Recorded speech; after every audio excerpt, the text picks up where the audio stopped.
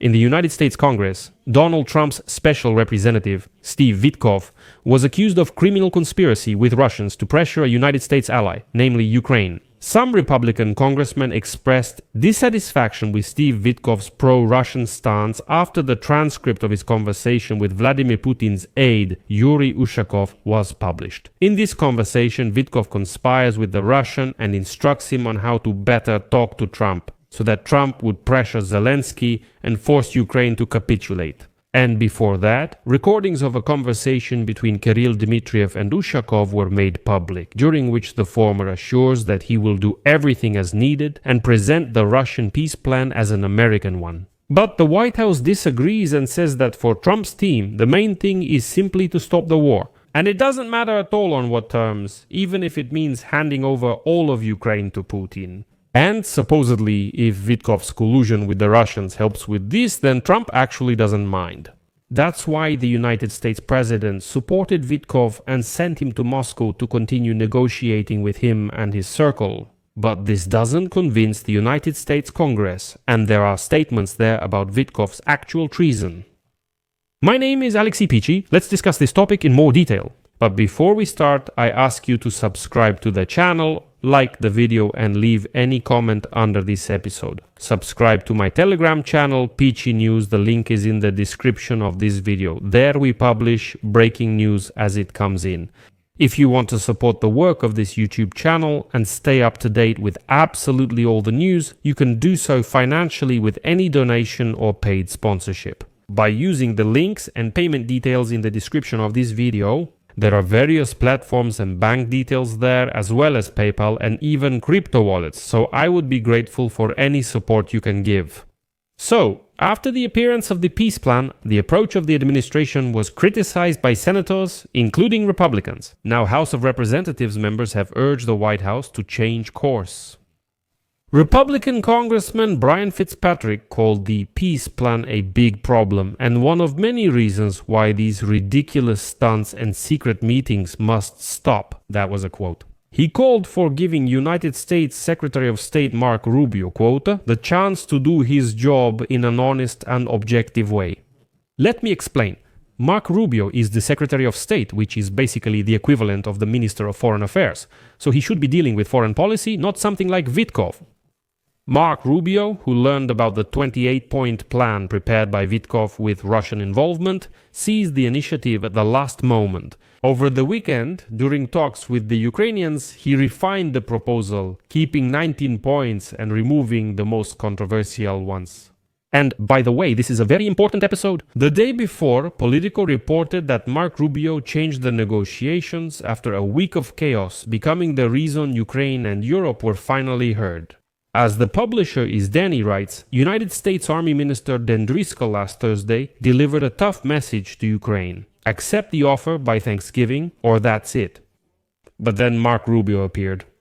And his appearance in Geneva at the negotiations changed the tone of the conversation. The Trump administration moved away from the strict deadline, but the opinions of Europeans and Ukrainians began to be taken into account. And, as an official from one of the NATO countries notes, Rubio's appearance calmed the pace of the negotiations, and that's a good thing. And so the publication writes that all congressmen and foreign negotiators consider Mark Rubio to be honest in the negotiations about Russia's war against Ukraine. They say he's not biased, and he shows up when it's necessary to restore order and reorient Washington toward its allies and partners, and finally shift its attention away from Moscow. And let me remind you that in Switzerland, along with Rubio, there were Driscoll, a friend of Vice President J.D. Vance, Vitkov, a friend of Trump, and Kushner. Take Trump, for example. And in addition, there was Andy Baker, who is again a close associate of J.D. Vance. He holds the position of Assistant National Security Advisor. So, as you can see, the entire team was made up of friends of Trump and J.D. Vance. This group can oppose the general policy of the United States.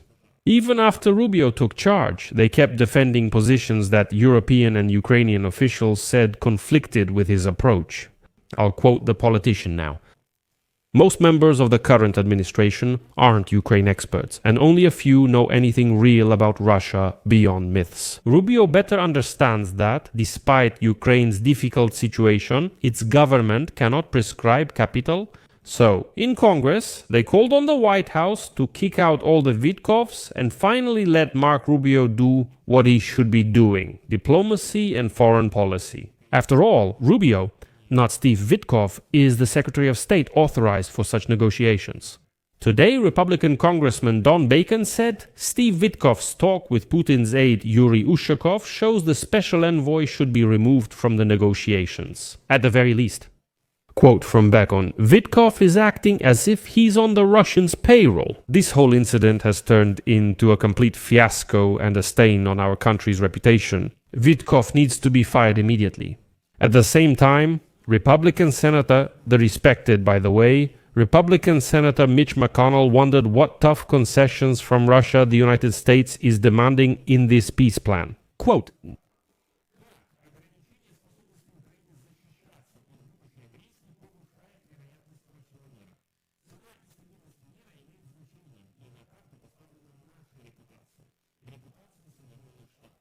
Trump replied to McConnell in an even more shocking way. Trump, quote, the main concession from the Russians is that they stop fighting and do not seize any more territory. So Russia, which started a bloody war, simply promises to stop shooting and says, all right, so be it. We physically can't seize any more territory, but we promise that we won't seize any more. And that's it. Trump doesn't propose any punishment for the aggressor. Let me remind you that Bloomberg published transcripts yesterday of 2 calls about the latest United States plan to end the war in Ukraine.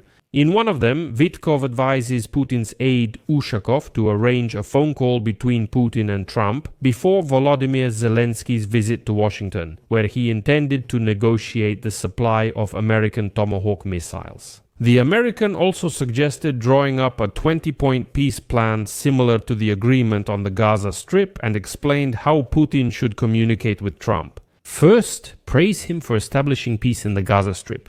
Ushakov constantly calls Vitkov buddy, my friend, and the latter says he believes that supposedly Russia has always wanted a peaceful agreement on Ukraine. He told Trump this, and Vitkov admits he inspired Trump with the idea that Putin wants peace. Vitkov also says that he has the deepest respect for President Putin. Well, in short, Vitkov is just like a doormat praising the dictator. In the second conversation, Putin's special representative Kirill Dmitriev suggests to Yuri Ushakov to draft a document with the maximalists and give it to Vitkov, who will then present it as an American plan. We'll just do it like in our position, and I'll just informally directly pass on that all of this is informal. Let them make it as their own, but I think they won't take exactly our version, at least it will be as close to it as possible. And that's why you can also talk to Steve Vitkov about this document. So we'll do everything carefully, says Dmitry. Trump, by the way, defended his special envoy Vitkov from criticism. And President Trump stated that Vitkov is conducting regular negotiations. Quote, this is standard practice, he has to sell the peace deal to Ukraine, he has to sell Ukraine to Russia. Well, it probably means Ukraine's position, that's what a deal maker does. So, according to Trump, everything is fine, everything is normal, and let me remind you, I talked about this in detail in a separate episode, but Vitkov is leaking information there that really shouldn't be given to the enemy. And after that, Trump said that he sent Steve Vitkov to Moscow to meet with Putin in order to negotiate peace agreements. People are starting to realize that this is beneficial for both sides, Trump added. He discussed the revised plan involving Marco Rubio with journalists on his plane Tuesday evening.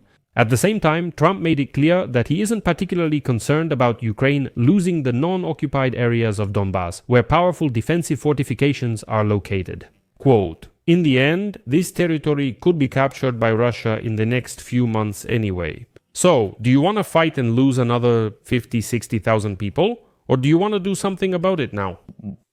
So basically, Trump believes in this legend that just a little more and the Russians will almost take over all of Ukraine. You remember how the Russians used to say, we're not fighting at full strength yet, and how Putin has said so many times that they're not using their full power and so on? And I'll note that unlike Joe Biden and the European countries, Donald Trump sees himself as a mediator who doesn't want to take anyone's side in this war. This isn't imagination, it's a recent statement from the White House. And this is a collapse, because the United States has always been the leader of the Western world. not a mediator between the West and wild Russia. And now, Trump and his team are acting as if they're not the leaders of the Western world, as if they're not the leaders of NATO. They say, well, the whole West has a problem with Russia, but we're kind of standing apart and ready to be mediators. Well, I don't know how else to describe it except as a huge, huge weakness of today's America. I'll leave it at that. Share your opinions and conclusions in the comments below this episode, subscribe to the channel, hit the bell, and don't forget to like. That's all for now. Take care of yourselves. Goodbye, everyone. To be continued.